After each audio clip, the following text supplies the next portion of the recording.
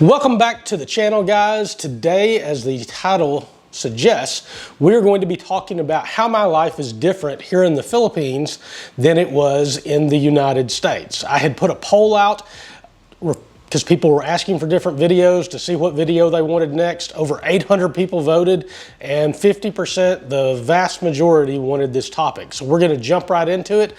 This is going to be a long one, so I'm going to cut this up into about 3 different parts, and today's video is going to be part 1. And here's what we're going to cover. First, we're going to deal with bathrooms. Second, we'll deal with food. Third, we'll deal with the environment and the weather here in the southern Philippines compared to my home in the United States. Fourth, we'll deal with privacy. And then finally, we will deal with critters. So the second part will be in the next video, and it'll deal with housing, possessions, daily routine, transportation, and just contingency planning in the Philippines. And then the final one in part 3 will be costs, which seems to be what everybody wants to know about. All right, so let's jump into this part 1 and get started with the first topic. Bathrooms. This one is huge for me, and it is a very big difference between my life in the United States and here in the Philippines, as well as just traveling internationally. So when I was living in the United States, I'll show you a picture of the bathroom that I had in my house that I lived in for the previous 10 years before I sold it. And so one of the big things that I had there was a bathtub. Specifically, that one was actually a jacuzzi. But although I didn't actually use the bathtub a lot, maybe half a dozen times a year, sometimes it was nice to actually have that. And I just don't have that in the Philippines. And in fact, the entire trip that I've taken over this last year around the world, only one time did I ever have access to a bathtub, and that was actually in the Centaur Resort in Thailand. It's where you can see the bathroom that I had there. So that's one big difference. Another one is just the showers that are available to you in the Philippines. You can, of course, build a house and have pretty much whatever you want to, but standard, you're not going to see a lot of Western showers in the Philippines, other than if somebody has purposely built that. Now, the house that I'm living in, fortunately, does have a Western shower, but sometimes the hot water works, sometimes it doesn't. So we do have to deal with that, and that's a trade-off, whereas in the United States, it just always works. The other thing you'll see when you're traveling in the Philippines and other countries is the water systems and the showers are not the same as they are in the United States. So for instance, if you look at this type of a shower system, this is what I call a Widowmaker. It's basically an electronic system where the water is flash heated and goes through. And that's the most common type of hot water system that you're going to see in the Philippines, rather than an actual hot water tank. And that is really throughout Southeast Asia, and even in Eastern Europe, I saw quite a bit of that. Another thing about bathrooms is the toilet systems. And in America, we're used to the tank flushing toilet systems. You don't find that a lot in the Philippines. Now, again, the house that I'm renting were Westerners that owned that and were living in the United States. So it did have those regular tank toilets, but you don't see that all the time or very often in many of the places in the Philippines. Another huge difference is the septic systems and the sewer systems in the Philippines compared to the United States. So in the United States, our septic systems, our sewer systems are very, very good. They're very large, they're very modern, and you can use toilet paper and things in them. Well, in large parts of the world, including the Philippines, if you put the toilet paper in the toilets and flush them down, then you're gonna have a really bad situation. They're just not meant to handle them. So in places like Thailand and Eastern Europe and the Philippines, you usually see a little trash can. And even in the hotels, you'll see the signs on there that say, do not throw the sanitary napkins in the toilet. And so they put them in a trash can, they bag them up and throw them away, and it doesn't actually go into the sewer system. Now, bathrooms were very important to me, and it was one of the biggest sacrifices that I made to go on this journey and to come to the Philippines, because getting in the bathroom was about time to have privacy for the day, to take my shower, to get woke up, a good hot water shower, was one of the few luxuries that I didn't want to live without. So that has been the biggest sacrifice for me, is getting used to that. But, you know, like I say, sometimes it works, sometimes it doesn't. The second biggest thing that is different about my life in the Philippines from the United States has to be food.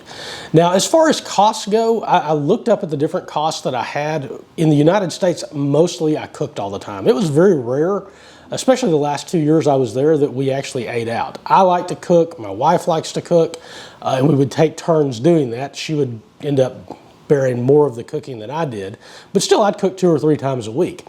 And here in the Philippines, we don't do that. I would say that at least half of our meals, definitely at least half of our meals, we eat out or we get takeout and do not cook. But my grocery expenses are really about the same in the United States as they are here in the Philippines. And by grocery, I'm also talking about my paper products and eating out and everything else.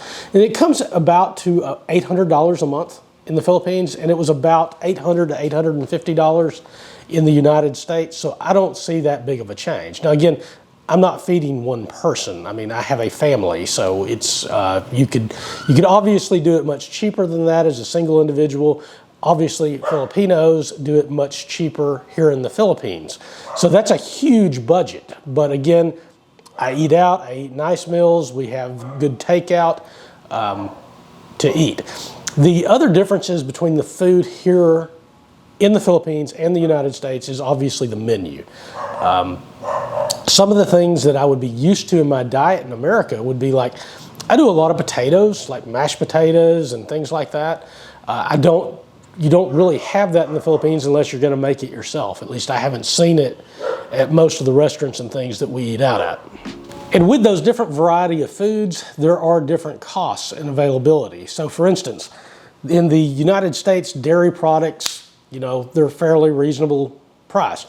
They're much rarer in the Philippines and they're much more expensive. So like I got this, you can see that, Swiss cheese, which I had not seen that in the stores yet here in the province area since we had gotten here.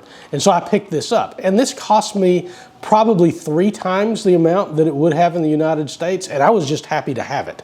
Another thing was with the milk. So when you go to the grocery store in the United States, you get a gallon of milk. It's cold, it's refrigerated, it's been pasteurized. Here in the Philippines, you don't see that. In fact, I don't know that I have seen that at all. What you do see is what they call fresh milk, and it is not refrigerated until you open it. So I don't know how this works. It does taste a little different. It's not as good as a big gallon of fresh milk in the United States.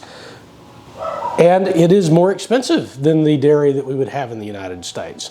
Other things that you're going to see that my diet is different is going to be beef. So there is beef here. It's not as good as in the United States. It's not aged in any way, and the beef is much older. They slaughter their beef here at a much older age than they do in the United States, which we're typically about a year. And they do have imported meats from Australia, but again, it's the best way that I can describe that meat is gamey. It's like I hunt deer when I'm in the United States, and there's a game flavor to that deer. And I would call the meat that I'm importing from Australia and that we're getting here kind of a gamey flavor. So my diet here in the Philippines is much more seafood and fish than I would have eaten in the United States. Also a lot of chicken, although I did eat a lot of chicken in the United States. Also, the methods of cooking are much different here in the Philippines than in the United States. So the cooking that I did a lot in the United States, I love to use slow cookers in the United States to really tenderize meats or to really blend in sauces or soups that I would like to make or stews. And in the Philippines, although you can get crock pots here and they're reasonably priced, they're probably about 50% more than they would be in the United States. But the electricity costs here are much more expensive. So if I were to use a crock pot to stew something for, let's say, 6 to 8 hours to make a meal that I would have made back in the United States, that is probably going to cost me, because it's about 12 pesos per kilowatt hours, that's probably going to cost me around 2 to almost 3 US dollars simply for the electricity to cook that meal. It's probably closer to 2 because you'd probably be looking at least 1 kilowatt hour with a 3-quart crock pot, 240 volts on there. Whereas in the United States, we're using 120. So I use those slow cookers a lot in the United States. Here I'm using gas. So I go and get a big tank of gas that we cook on in the dirty kitchen. And that'll cost me, it's less than $30 for the tank. And that's gonna last me months. We also eat out a ton more here in the Philippines than we did in the United States. Like I say, most of the time we were cooking there. I like to cook. The food at the grocery store is very cheap in the United States, and I could make basically what I wanted, and quite frankly, it was better than the restaurants most of the time in the United States. Here in the Philippines, it's just so, because labor is so cheap, eating out does not cost very much at all. So I'll go out for a meal here in the province, and usually I'm paying $2, maybe at the high end, $3 for everything for myself, just alone. It's just not that expensive. And in the United States, I don't know where you could eat for, I can't imagine that I could eat for less than $5 for a meal eating out in the United States. And I don't know with today's prices that I could do that. So again, eat out a ton more here because it frees up more time and I'm out and about and doing things, whereas in the United States, that was just not the case.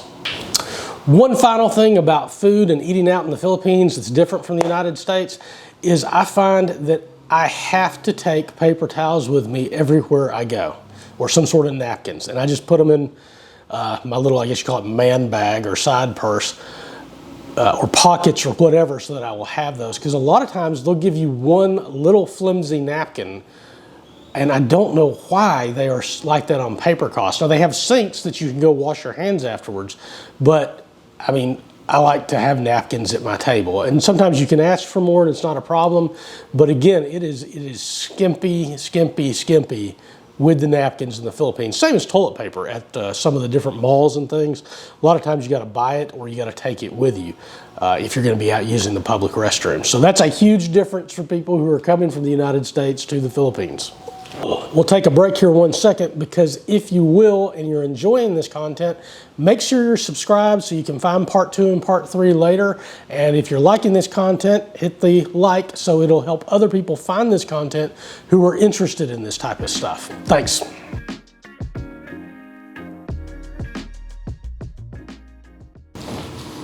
The weather. So where I come from in the United States, I get the full 4 seasons. We get spring, we get summer, we get fall, we get winter. Here in the Philippines, where I'm at, you get hot and you get hot and wet. So those are the 2 seasons. So it's never below 70 degrees where I'm at, and it's generally in the 80s all of the time. Whereas in the United States, it could be 0 degrees Fahrenheit one day in the winter. And right now in my hometown, back in Tennessee, it's 100 degrees there. So the Philippines never really gets, at least when I've ever been here, as hot as it does where I come from in the United States, but it certainly doesn't get as cold. We just have those 2 seasons. One of the big differences to me personally is that in the United States, we live indoors. We really don't live in our climate. So I would get up out of my house, I would go to my car, which is air conditioned, I would get into my car and drive to the office, walk a few steps into my air conditioned office, court, vice versa. Whereas in the Philippines, I'm much more in the environment. So I don't have a car here in the Philippines, and I have a motorbike, or I use public transportation, or I simply walk. But in all of those, I'm actually out in the weather, and it is very humid here, and so I have to dress much differently because of that weather and because of that heat and humidity than I do in the United States. So in the United States, for work, obviously I wear suits because of the nature of my job, but also most of the time would wear blue jeans and cotton t-shirts. Whereas here in the Philippines, I don't wear cotton other than indoors. I just don't do it because it's going to be stained with sweat almost immediately within 5-10 minutes of being outside, it'll be drenched. So mostly I wear shorts, which I didn't wear in the United States, and I wear dry lock. I also wear a lot of hats, and I wear a lot of bandanas anytime that I'm out, even sometimes indoors like I am right now, because the sun is scorching, and because of the weather and the scorching sun, I'm very fair-skinned, could easily get burned up in just a couple of minutes being outside. And inside, because of, again, sweating, unless I have the air conditioning running, then it's going to keep it out of my eyes so that I can actually see. So that's a big difference as far as the weather goes there. It's I actually enjoy the hot weather. You know, my favorite season is probably the fall back in the States, which I do miss that. But you know, I can live with perpetual summer. I wish I wasn't here during rainy season right now so I could get out and see more of the nature. But that's it. That's the differences on the weather.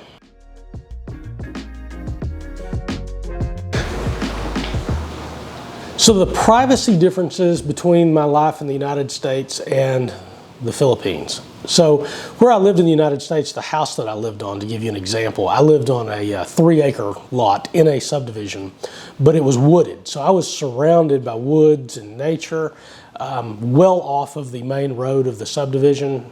We were set back very far, so I had a ton of privacy. It wasn't like my neighbors could see what I was doing. Well, here in the Philippines, especially in the city, and I'm in the province but still living in the city, it's basically 0 lot lines. So they have a however square meter lot, they're going to build their house out to capacity to where there's not much of a yard, and your neighbors are all packed in together. And so you're really right on top of each other. Another big thing about privacy is in the Philippines, you will have relatives that, unless you deal with this and train them, that are going to just show up at your property unannounced. They're not going to let you know they're coming. Sometimes they'll just come straight into the house, and you'll be in your bedroom and suddenly realize that there are people in your living room. And that would never happen in the United States. Absolutely would not happen. And it's something that I got to be honest, is something that I don't like as a foreigner. It doesn't happen nearly as often to me as it does with a lot of expats that I've talked to, and just some other anecdotal things that I've heard.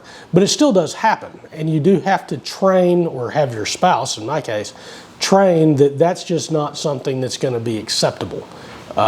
Because we do like to have our privacy, as that's what we're used to as Americans. And it's a big cultural difference between the Philippines and the United States, because the Filipinos, family's everything, and it's a very communal thing. So they grew up in their family's house, their parents' house, and nobody has any problems with the kids coming home, hanging out. They probably lived there until they got married anyway, and people just showing up and saying hi, or if they need something to borrow, showing up and doing that. Whereas in the United States, our culture is not one generally of just showing up, especially once people are out and have their own families. You would call them because you want to make sure that you're not disturbing them. And you do understand that in the United States, we do have privacy once we have our own family units. A little bit different than we have here in the Philippines.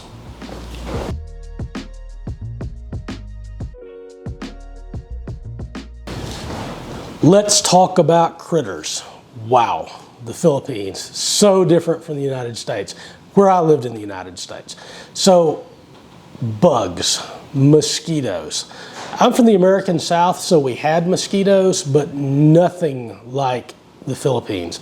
The only other place I've ever been in the world that I got bit as much as I do in the Philippines was basically in Phuket, Thailand. Really didn't have much problems with mosquitoes in northern Thailand. At least I didn't in the areas that I was living in Chiang Mai. But here in the Philippines, it's awful. It is so awful. So it was one of the things that I had to get used to. I do use, we burn stuff that tries to prevent the mosquitoes from coming in, repels them from the property. Obviously, you can use mosquito repellent on your legs and your arms. They generally go for my lower legs. It's not as bad now as it was, now that I've gotten used to it. Now we started taking precautions. It's when I first got, but it is huge. The mosquito issue is huge in the Philippines. The other critters, cockroaches. So here in the Philippines, they have these giant cockroaches.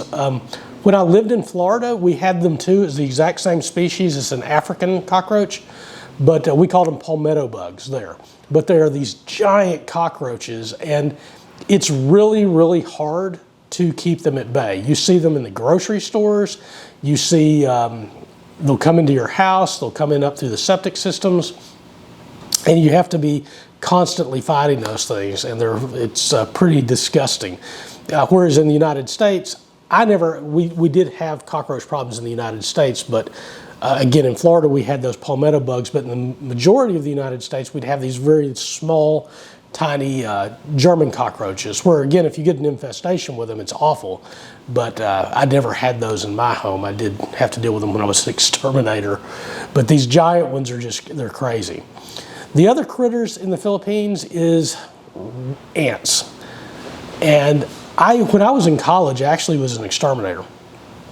And I have never seen ant problems like I have seen in the Philippines. And when I first moved into the house, there was terrible ant infestations everywhere. So got baits, treated them, and pretty much that's under control now. But it took a lot of due diligence to get that, and hard work to get that done.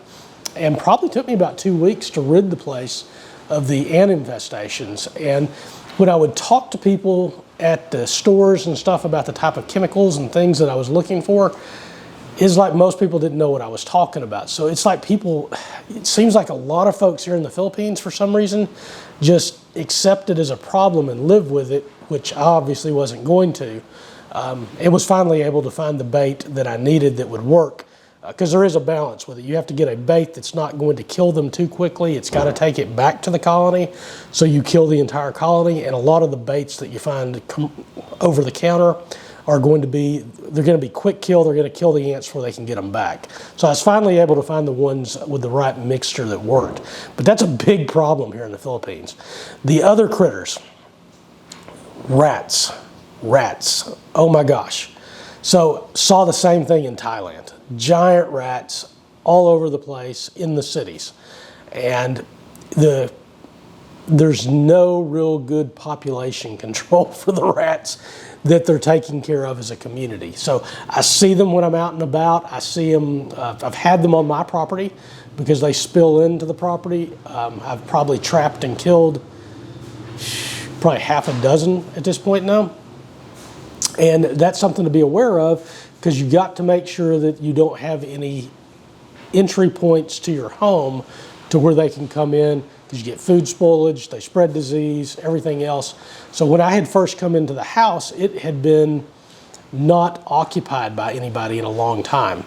And so I actually did find there was some that a window had been left open. So we had to exterminate the ones that were in the house when we first got there. And that's not an uncommon thing in the Philippines. A lot of folks have dogs. Most folks have dogs, so that when they do come on the property, the dogs go out and they kill those rats. But it's just the critters that I see here are much more than I had to deal with in the United States, where our houses are much less open to the nature. They're much more, I guess, hermetically sealed that we live in the United States. So for some people, that will be a shocker coming to the Philippines. All right, some caveats on this video and the things that you need to be aware of. So the United States is a gigantic place, and it's got different climates, different states, different cities, rural, urban.